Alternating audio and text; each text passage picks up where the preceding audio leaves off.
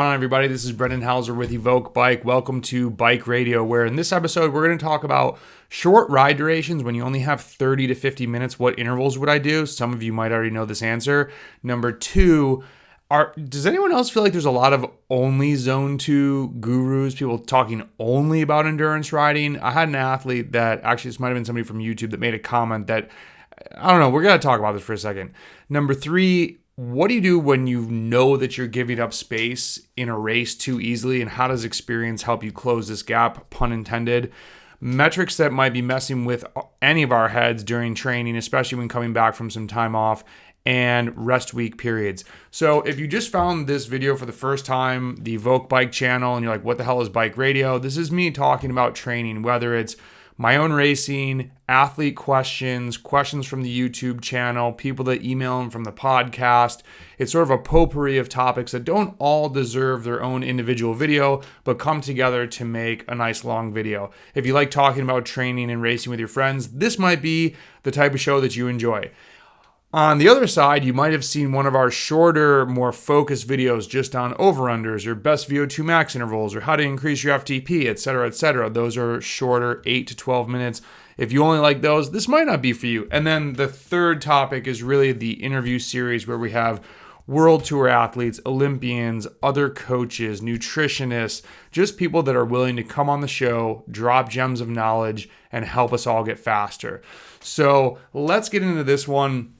And if you could do us a huge favor and share the video or share the podcast if you find it helpful. Some of you post it on Instagram, you kind of post our post to your story. That helps us so much.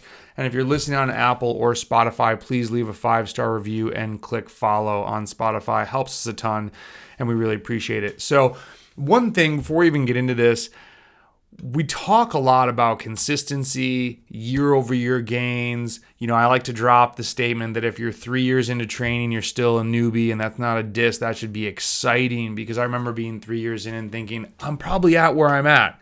And at age almost 42, I just set an 8-minute PR out of nowhere last week on some intervals that was like, wow. If you would have told me where I'd be now, how many years ago? 12 years ago, I'd be 3 years in. I wouldn't have believed it. And so the reason I say all this is not to pat myself on the back, but keep riding strong, not only for this season, but for years down the road. And I say this now as we're recording this towards the end of August, because a lot of people, I shouldn't say a lot of people, but a handful of people do not take base training seriously. And you will make so many gains for the upcoming season if you take your aerobic training to heart, and it just makes such a huge difference.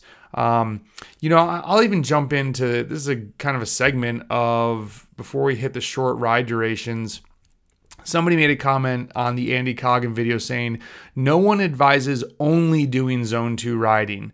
And I said, one thing, and they kind of were digging into Andy a little bit. And I said, hey, I don't follow him a ton, aside from the podcast that he was on. I've read his book a bunch of times.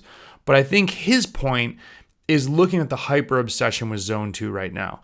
Zone 2, endurance riding. I have a video on why ride endurance. It is extremely important. But it seems like there's thought leaders, especially some guys on Twitter, that are, I don't know why, it's like they only talk about that now. And they will say things like, do all aerobic training and then go see God every once in a while, or you go hard once in a while.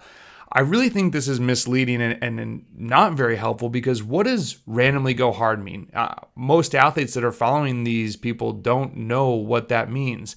And it's kind of like, I really feel they're taking it out of context, because even sometimes they'll point to maybe a pro athlete that they have an affiliation with, and they don't talk that this pro athlete's racing every other weekend. So they're getting loads of intensity in 2 days, 3 days, stage races.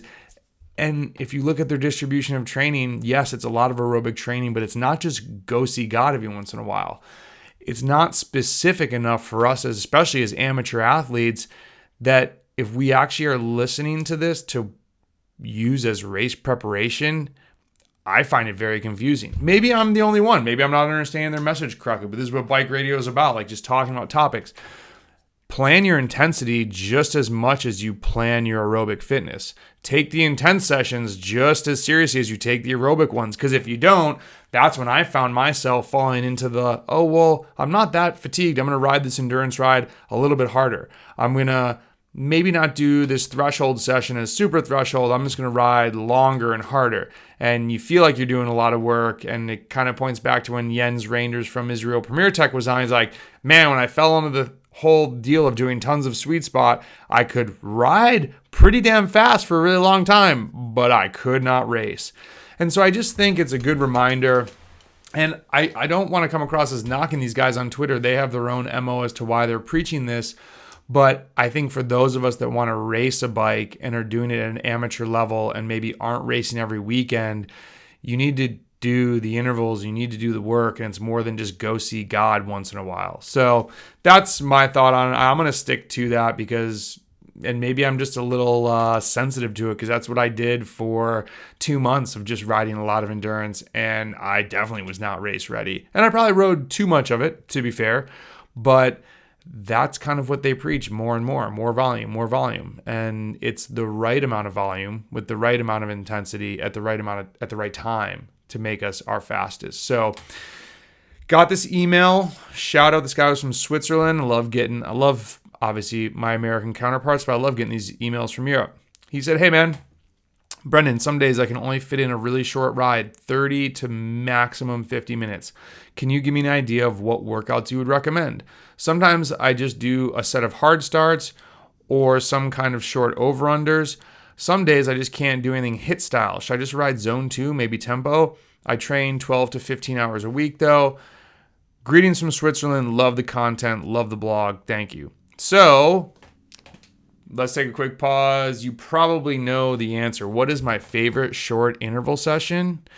It is whatever interval session you have in your training plan and you cut down the time of endurance afterwards, right? Like if you have, there's not many workouts. Since I don't prescribe, hey, go ride sweet spot for an hour and a half. I used to. It did not make my athletes faster. This could be its own caveat. What I used to coach with was sweet spot when everybody was like all raved out about it. Never made athletes that want to race a bike faster. It made people who want to do sweet spot efforts really good at those. And that's a whole different discussion. But what do I mean by this? Do your warm up, do the quote unquote work, and then get off the bike. If you have 5 minutes for a cool down, do it. If you don't, get out and walking around your house is going to cool you down. I mean, do what you can. There's no particular session that should be scheduled because of time constraints. It all depends on what you're physiologically working on. Functional threshold power, VO2 max, anaerobic capacity. Like, you know what I mean? So I just said back, hey, does that make sense? He's like, that does. He's like, I was thinking that just sometimes I feel that if I have an endurance ride scheduled, that would be okay at 2 hours, but it's not okay at an hour. I mean, it's 2 hours is better if it's the right amount of total work that you can handle and absorb. All this training is putting a stimulus on our body so that we can react to it. We can definitely tank ourselves too much, and we can also, on the other side, not do enough. Look at your plan. Look at where you're going. Look at your training distribution. Are you doing enough hard stuff? Are you doing enough easy stuff? Are you doing enough endurance? And then what can you do in this 50 minutes? So it just requires some planning, and that's totally fine. All right. I love this question. This actually came from the United Arab Emirates. All right, Brendan, I tend to give up space too easily, and I'm definitely cognizant of. This is something that I want to work on, but how? Another question is, how do I identify when someone's going to take off? How to save energy only for important moves? I just feel like there's so much to learn. The reason I want to start doing a lot of races this season is that, the only reason I want to do so many races this season is for experience alone. I feel the more I race or the more I'm in race-like situations like Smash Fest rides, I will get better at them. Bingo. Now, there is a balance here. I do not believe that only doing group rides, only smashing, only racing, that's so fatiguing. If you're doing that 3 times a week, it's too much. You're never actually going to be then at your fastest for those moments. And we talked about in another Bike Radio how to save your hard efforts for maybe later in the race when everyone's going ham, and really squeeze the juice from that. And go watch that video about the Boone Grand Fondo, Winston-Salem Crit, and some other topics. But giving up space, this definitely comes with practice. And you need to, first off, understand protecting your space. Other riders can smell weakness, or I can see your lack of confidence if I'm coming over and I'm basically pushing you out of the way and you let me do that. Don't do that. Don't let me do that. Don't let anybody do that. And if you see me coming, you just be like, yo, dude, what are you doing? And I'm like, oh, okay, this guy's going to protect his wheel. Like, he's watching, he's where he wants to be and he's not budging. So that's a very important piece to it. Being able to establish your ground and maintain it. Now, how do you move in is simply just the flip side. Number one, see if someone's going to be super soft and just let you take a wheel.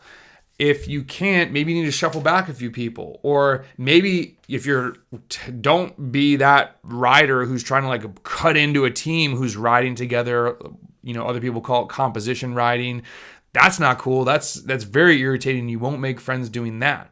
So I think trying to stay on his question, how do you not give up space? Literally, just don't do that. You need to practice your drafting. If you're giving up a lot of space and creating a hole for someone to squeeze into, I mean, there's your answer. You're just not riding close enough behind the other rider. You're basically signaling to someone else that, hey, I'm weak, I'm not confident. And if you're not confident, you need to do it by, this guy's right, by practicing it, practice with your friends, practicing group rides, and it comes with experience. I have had a number of athletes that they have so many questions in the beginning. I said, you just got to go race. When you have experience, then we can come back and talk more about it. It's like, and no diss to the 22-year-olds, that when I went back to grad school to get my MBA, I was laughing to myself, not at them, but kids that just came out of college and were in a business course, and it's like, you haven't even had a real job yet.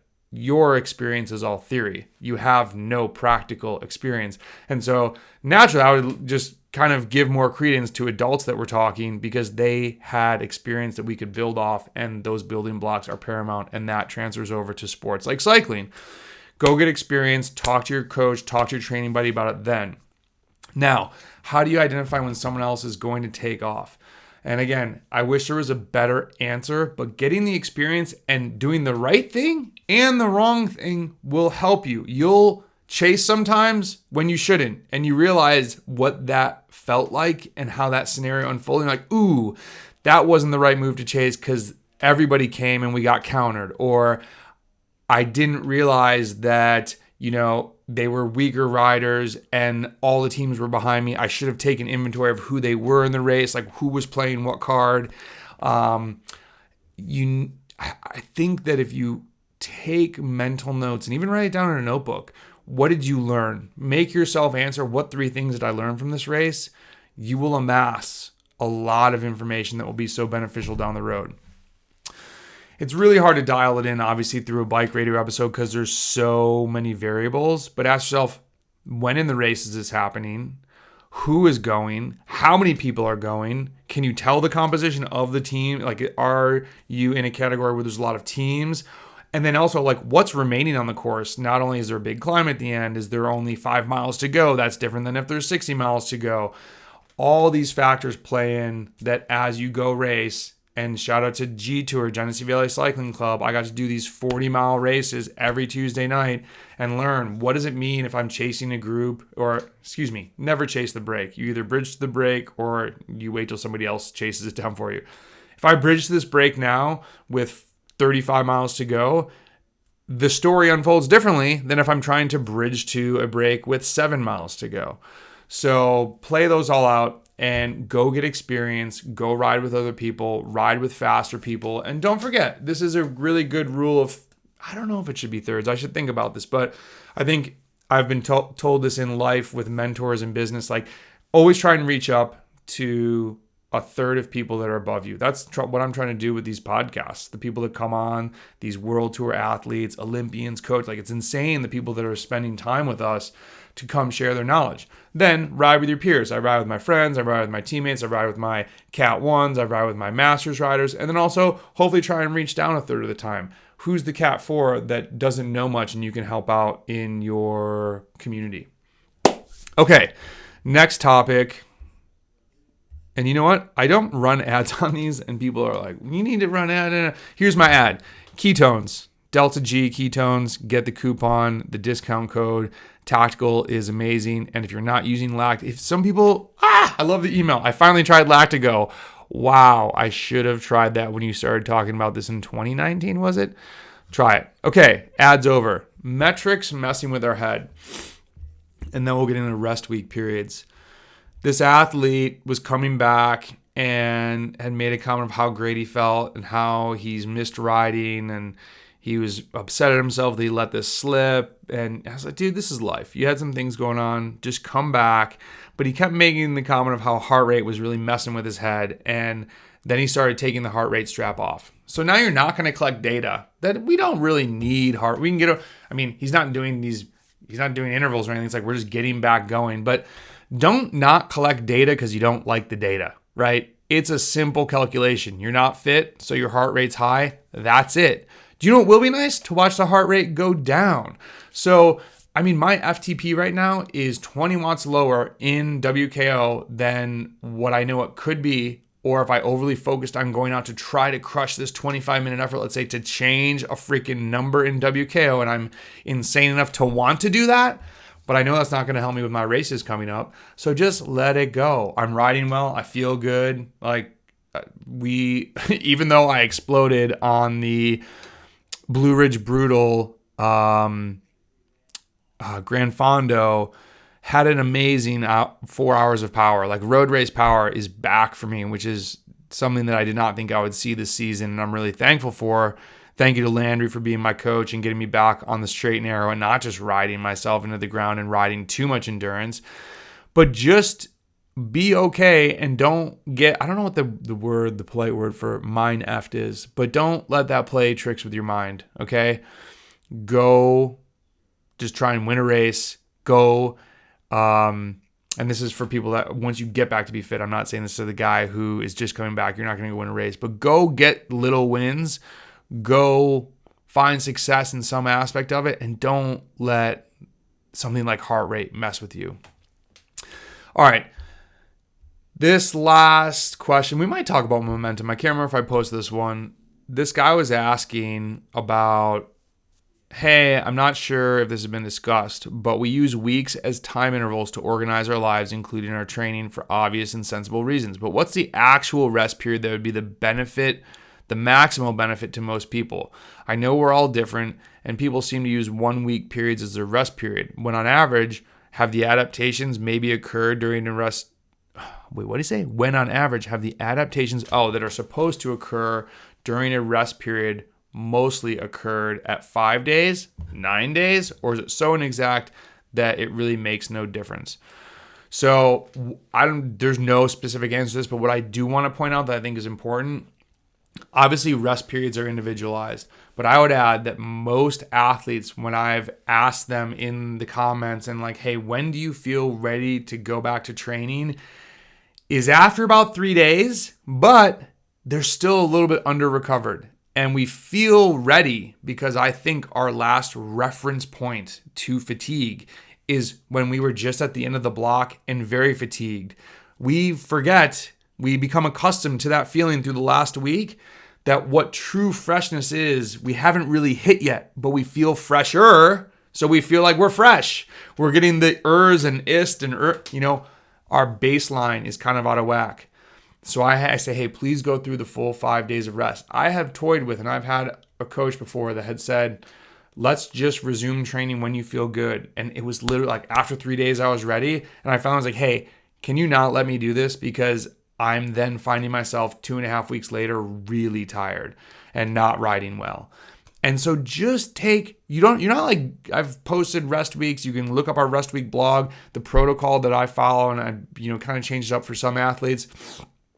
Go the full 5 days. You're not totally off, but really focused on recovery, and that 95% of the time works very well for people. Now you've got to tweak it if you've got a race coming up, if you've got a big mega ride scheduled, and for you got to rest, then you might need to do an endurance ride the day before so you're not totally stale going in. Chris, my husband, asked me, he's like, you cramp, that's weird. You don't usually talk about cramping. I told him, oh, well, I had a rest week. He said, well, why would you do a rest week before an event? And I said, well, here's the deal. I needed to rest. I really wanted to go support the Blue Ridge Brutal. It's an event I haven't been to. It's local. If I didn't rest this week, I'd be going into Masters Nationals not rested. Sometimes you need to sacrifice performance. And was it smart to go and smash super hard with Landry for 3 to 4 hours to then cramp like crazy with an hour to go? No, but that's way more specific training to the races I do have left over. Then, and this is kind of like going on a tangent of why you have to train through some events, I had to rest. I mean, if I wanted to ride easy for 5 hours, I could do that on my own. I wanted to take the motivation of people chasing and go smash. And the penalty was I died. So when the 4 guys rode past me, I was like, hey guys. And they were like, not hammering, but like there weren't many waves. And it was just like, I tried to latch on and I was like, nope, cramping. See ya. Saw him at the finish line. Like, it is what it is. So get your rest in when you need to get the rest in. And sometimes you can't be good at every event, or you'll be good, but not your best. All right. Last thing, this one is, we're at 20 minutes. Okay, not bad. I had an athlete who said to me, he's super strong dude, and we're trying to get his consistency nailed. And he said, I need you to help me keep this momentum going. And I think this is an interesting topic because sometimes athletes, when they get a coach, think that a coach is going to make magic happen. I love Jim Miller, who said, I don't love Jim Miller. I love what he said, though. He's the head of performance for USA Cycling. We've had some chats. I've talked to him a few years ago, too, and I try to look around for mentors in the space to help me just grow as a coach and grow for EVOQ's sake. And he was saying, and he said this on a podcast, remember, you're just a consultant. The athlete is the CEO. And you as the athlete, myself as the athlete, not Landry's not running my show. Like, I have to take ownership of this. And while I lean on him for conversations, I lean on him for confidence in my training plan. I lean on him for understanding when do I need to pull back, when do I go a little bit more, different types of sessions for not getting in the rut of doing what I just want to do, for making me do the hard sessions on days that I don't want to do them. But I said to this guy who said, hey, this is like a little bit more, esoteric's not the word. This is a little bit more, I don't know what this is called. Momentum. What is that? Like the mindset or the, I'm struggling here. With that momentum, I'm always going to be here to encourage this athlete as best as I can, but he needs to look inside for true momentum. For true momentum to keep going as an athlete, we need to own this, and we need to go forward in a way that we push ourselves forward. We push ourselves out the door when we don't want to go. We wake up, we eat the right foods, we sleep well, we take care of ourselves as an athlete that we want to become. Not only who we are, but where we want to go. I'm training now at 41 because I hope that I have, the health and wellness to do this at 48, at 54. Who knows? Always ask yourself as the athlete, why are you doing this? Where is your energy coming from this or for this? Where is your drive coming from? It can't be for me. That's not sustainable. Don't do it for your coach. You need to be doing this for yourself. And you'll have other external things like a team or a big race or a big event that will pull you forward, but you need to do the pushing. So get out there. Don't do this for external validation. Do this for yourself. Understand as the athlete, why are we going through this? And, go ride your bike, have fun, love doing it. And I think the last comment I'll make on this, I might put this out in audio. If you've listened to this channel before, you know that I don't love templates for the many reasons of there's so many variables in training and putting your schedule together that it's impossible to make I've tried to make really good templates. And what I did last year, that I want to say maybe 70 people tried this out. I took what used to be 5 blocks to racing, which I had put together, in people on the internet asked me, hey, will you help us out make this template? I made it. It's really hard to make a base template because some people are indoors, some people are outside, some people are going to want to ride long tempo, some people are going to want to do more endurance, some people have group. There's just like 80 variables. So what I did last year is I went through and I put in how would I do this if I was indoors, if I was outdoors, if I needed more anaerobic training as we got close to racing, as I made more aerobic training. And in the, I forget what I called it. It's like Base to Race. It's our template on Training Peak store. I put it up for $8 a week. And I think in going back, somebody said, why don't you put the audio out as a podcast? Because you don't give away the whole plan, because some people have paid for it. Now I would feel badly of someone who spent $160 on something and then I put it out for free. That's not cool. But the audio doesn't show everything, but it gives you a sense and a way to like think about your base training, because for a lot of people in North America, it's going to be November, December, January, and then February, March are like build/racing. Ever since moving south, I am going to be at Swamp Classic this year. I have missed this race for stupid reasons before. February 4th, I think it is. I already actually emailed Tim from Top. He was like, hey man, when is this race? I need to kick off the season early this year. There's a lot of racing I want to do. So I'm talking to Landry now, like, hey, what's your base plans for me? Because I want it to be November, December.